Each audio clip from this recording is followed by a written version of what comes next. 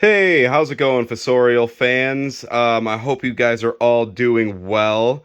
I wanted to firstly take a second to apologize for the brief hiatus that we've had in uploading videos. I know our upload schedule was pretty frequent in the beginning, and I do apologize. We've had a couple of things pop up over the last few weeks that has prevented me from being able to make another post, which I do apologize. I know you guys have been pretty antsy for an update on everything.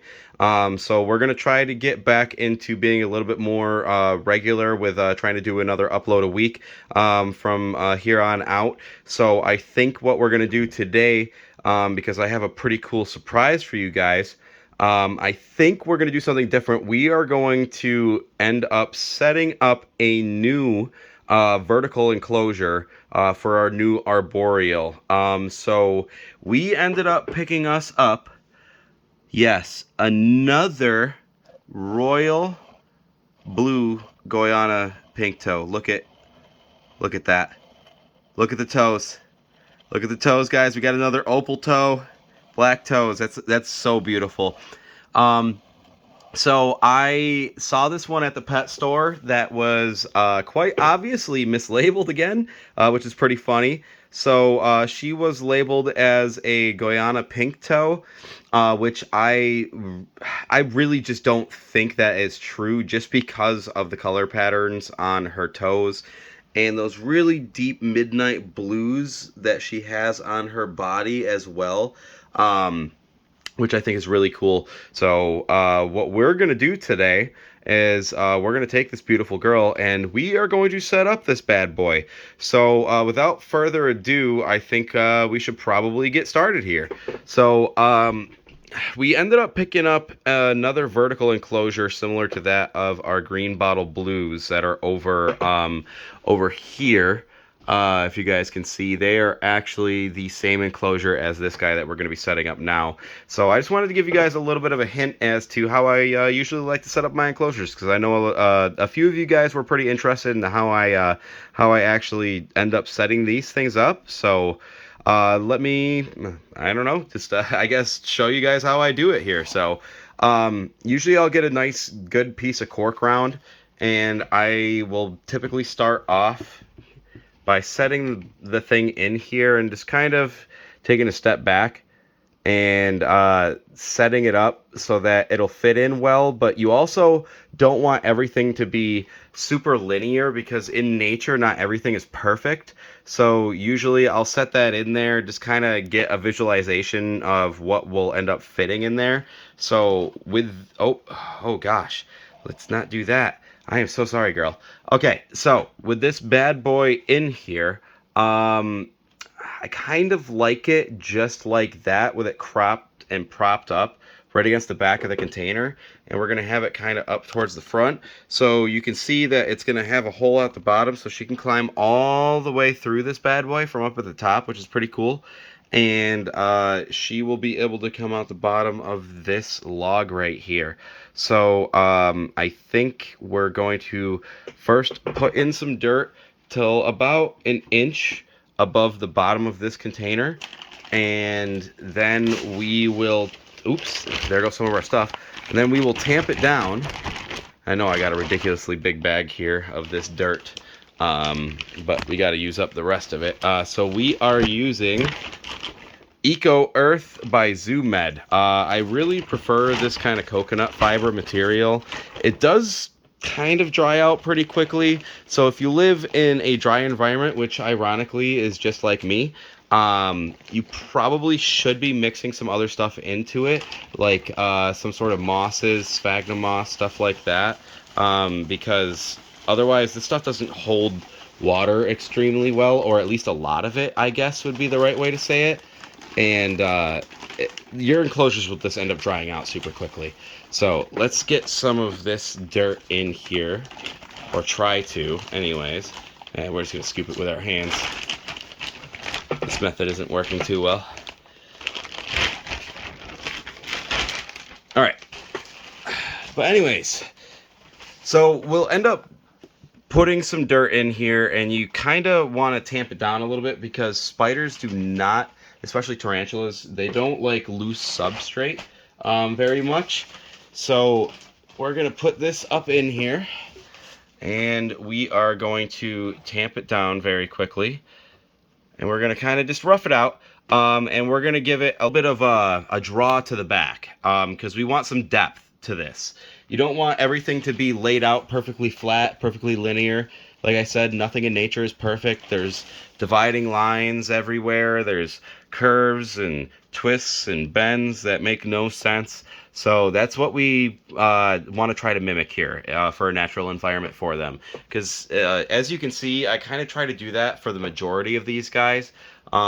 These pink toes, I ended up putting a little bit less substrate, which I'm probably going to go back sometime soon, put a little bit more in just because it's not holding too much moisture. By the way, if you see, guys, this is our other royal blue pink toe. She's finally coming out a little bit more often, which is pretty awesome.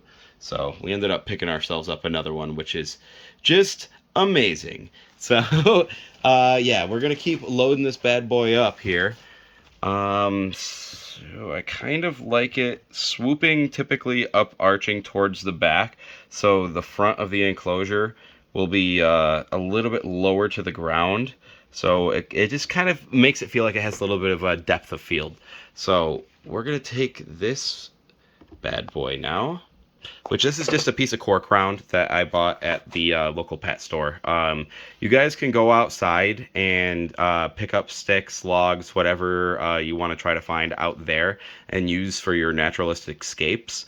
But I would definitely recommend putting them in the freezer for at least 24 hours to try to kill anything that's in there. And by the way, if you end up doing that, like if you see here, this is all dry and dead, so it'll be fine. But this is fungi, and if you end up going out in the world around you and grabbing some stuff like this to use for your scapes, for your reptiles, for your spiders, or whatever you want to do, just know that you're running the risk of introducing something like that to your enclosure and harming your tarantulas. So I don't have to worry so much about this because this has been probably autoclaved or something, and everything on it is pretty much spore dead, whatever. I mean, I know spores can, typically live through 1,000 degrees, but everything should be fine with it. I have another piece in one of these pink toes enclosures, this one, and none of it has spread, so it's been perfectly fine. So we're willing to risk it again. So now, as you can see, we have this up in here, and I kind of like how it's sitting right now, but I think I want it to be maybe just a tad bit higher. Actually, I think that's actually pretty good right there. So we're going to twist it a little bit, take a step back. I don't know, what do you guys think? I think it looks pretty good. So we're going to leave that like that, and usually what I'll end up doing is I'm going to take another handful of dirt here, and now that I kind of have that set in there like I like, which I've kind of pressed it a little bit up against a couple of points of contact there. Usually I like to try to maintain those nice 3 points of contact right here, up in there, and down on the ground, because it kind of just sets it in there. And then they don't typically tend to move around so much anymore afterwards. So we are going to just kind of layer this up in a way that it kind of swoops up and around into the back. And then maybe we'll have a little bit of a dip back up in there as well. But we'll see how this ends up laying out, because like Bob Ross once said, there's no mistakes in life, only happy accidents. So let's just kind of put it up in there, kind of just do whatever we feel like. You guys will definitely end up having probably a different kind of a layout maybe. Sorry, we ended up having a bunch of dirt on the plexi on the front. And that's fine.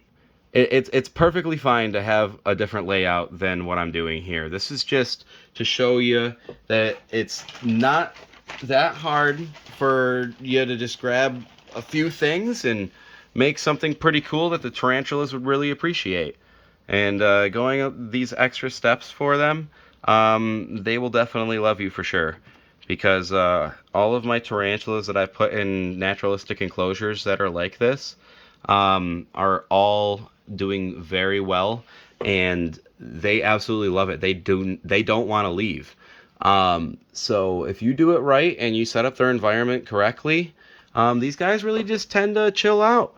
And over time, it almost seems like they develop a sort of timid personality a lot of times, especially a lot of these new worlds that just want to chill out, hang out, be on display for you, and typically past that, they don't do a whole lot other than eat. So there we go. All right, we got that all set up. I really actually kind of like the way that it is just right now. So we're gonna give it, we're gonna blow it off just a little bit more there. We had a bunch of dirt still stuck up at the top there.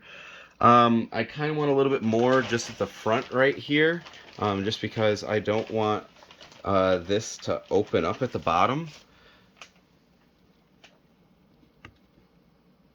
All right. Because even though she's arboreal, you can never be too sure with a tarantula if they're going to end up starting to dig something out. So we're just going to give her the access point right here, and we'll just leave it like that. Perfect. Okay. So what I'll use beside that, I'll typically put in some leaf litter. And I usually actually wait for the end to do this. So next, actually, I think what we're gonna move on to, I'm probably gonna get a lot of flack for this because a lot of people don't like it, but I usually use fake plants in my enclosures just because, I mean, they're fake. They always stay green. They don't really move around unless the tarantulas want to dig them up, which, I mean, funny enough, happens a lot. And I don't know.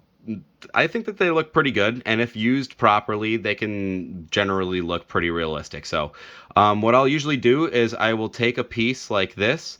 They don't stick in the ground too good, and they're pretty flimsy with this little ball end on the end of it. So I'll actually take this, and I will take my fingers, and I will actually rip a piece of it off. Here, hold on. So we'll take it. We'll try to get it towards the base of these intersections, these junctions, and we're just going to take pieces off. And then we're going to take this piece, and we're going to stick it into the scape, and I believe it should be up towards the front here. And we'll put it down in there. Like I said, these things are pretty flimsy, so you end up having to jam them in. So if you ended up tamping down your dirt a little bit too much, it may be pretty hard to get something like this in there to set in. But as you see, it now looks like there is a real bit of grass growing out of the side of this log that is slowly decaying. So that is really cool. So now I think we're going to take a piece of this, and usually I'll come up to the second set of sprigs here, and I'll just take my thumb and go pop, or try to go pop anyways. There we go. And now you have a nice to scale piece of plant. So we'll take this. We're going to go up in here again, back behind this for a sense of scale. And we are going to stick it right in here. Wedge it in. And look at that. Isn't that beautiful? And then we're just going to keep I don't know, maybe not so haphazardly, but taking a step back, looking at what a nice spot would be for this, and just go ahead and doing it. A lot of times I actually love to stick these things in the corners. I feel like look really good for some sort of thing to catch your eye for depth and just... I know I said that things in nature aren't always so linear, but at a certain point, there's also just a backdrop there for you to maintain a nice line to create some realism. So now we have that back there. That looks really good. And we're going to take another piece of grass, and I think we're just going to pop it right off in the middle if we can. Just like that. We got another piece. And we're going to stick this bad boy, I think, right here, right next to this log. So this is what I meant before. You see how hard that was to stick in there? Like I said, these things are super flimsy. And once you tamp down this coconut substrate, it really likes to bind together, and it's really, really hard to properly set these things in there. So sometimes you just have to accept your losses and set it somewhere else. So we ended up putting it right there. All right. So we are going to put in a couple more of these bad boys, and then I'm gonna pick you guys back up really quickly, and then we're gonna show you what it looks like afterwards. So give me 1 second, guys. Alrighty, everybody. So we got this set up now, I think pretty well with all of the plants. I decided to put the water dish up here at the front so I could access it pretty easily and she could climb down and get some water from the tree. So I ended up sticking some sprigs up into some cracks in the log, and I got some things of grass and all of that stuff put up in there as well in different places up and around the back. So now I think what we should end up doing is just throwing some of this leaf litter in there and just setting it where it lays pretty much. If we don't end up liking where it sets, then we just pick it up and we move it. So I think we should throw some back here. There we go. Throw a piece up in there. And I think this does a really good job of tying the scape in together very well and making it look far more natural. Because it kind of pretty much is just a down tree almost. So I think that's going to do pretty well. You don't need a lot.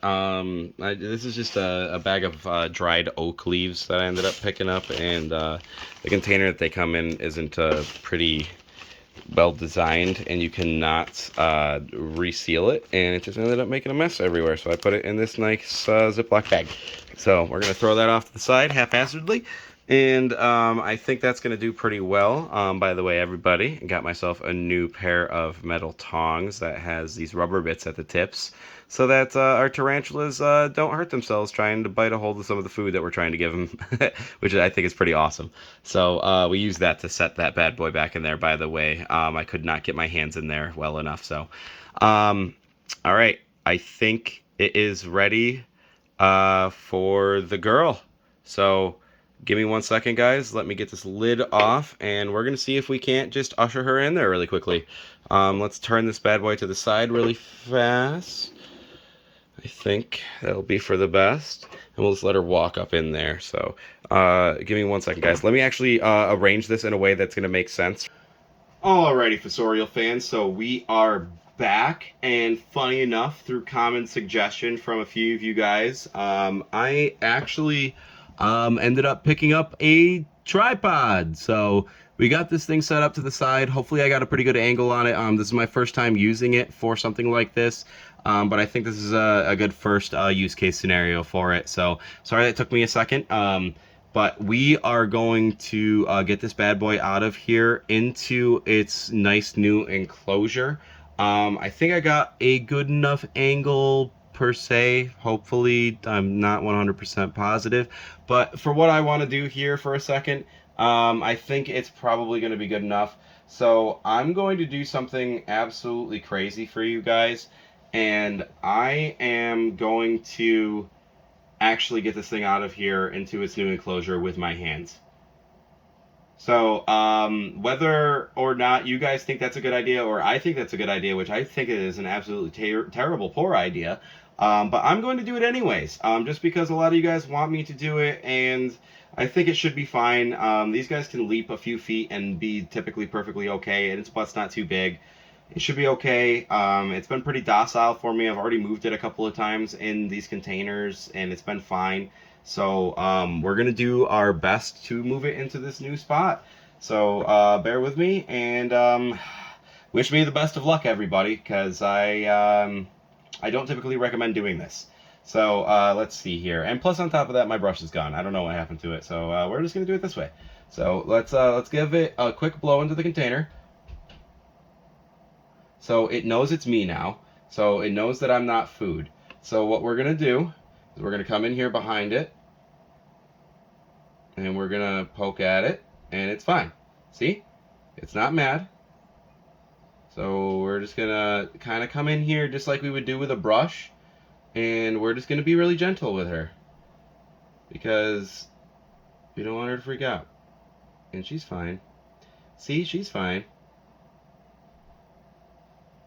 Come on, girl. I got a new home for you. It's right behind you. Come on. So for a lot of you people that are arachnophobic, this shows you that a lot of these guys are kind of just gentle giants. They don't really freak out too bad, and especially in arboreal species like this pink toe right here, I'm not even gonna lie to you. When they feel threatened, they probably just poop on you. Worst case scenario. So we're just gonna, now that she's turned around, kind of just poke at her a little bit, and she should just do the work herself. There's no need to rush them or anything. They're very gentle, like not misunderstood, but maybe that even is the right term. And here she goes. She's coming out of the container. Oh, she doesn't like it because she didn't feel anything there. So now she's gone back in again. So we're going to try our best to just be gentle again and just try to get her back out. So let's go back in here. Come on, sweetie. You're fine. You're okay. Gotta go in your new home. Come on.